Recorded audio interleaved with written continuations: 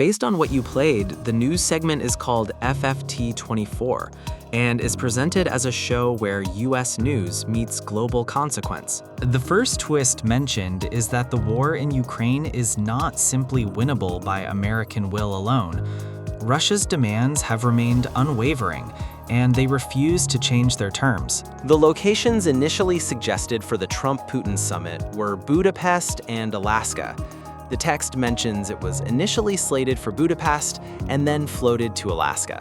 The speaker said that an analysis warned that Trump's approach risked looking like appeasement, echoing Cold War warnings.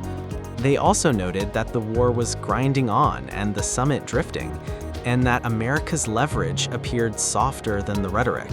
The text says that critics say, why promise grand peace deals when the fundamentals aren't ready?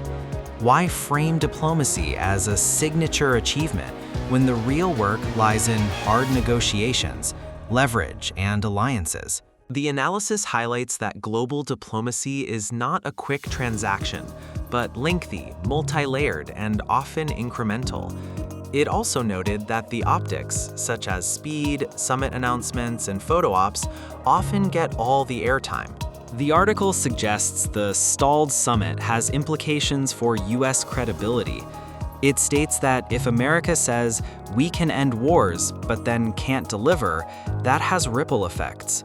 It also mentions that for Europe and NATO, if US leadership looks transactional, allies hedge, and for Russia, if America's leverage appears thin, Moscow pushes harder. The key threads to watch include whether Trump and Putin will ever meet face-to-face, whether Russia will soften their demands, and whether Trump will pivot from optics to alignment with allies.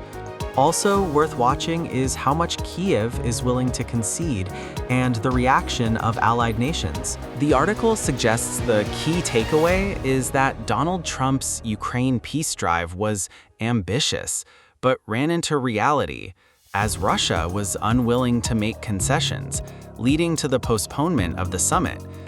It also touches on the limits of American power in the 21st century, and the difference between speaking loudly and negotiating smartly.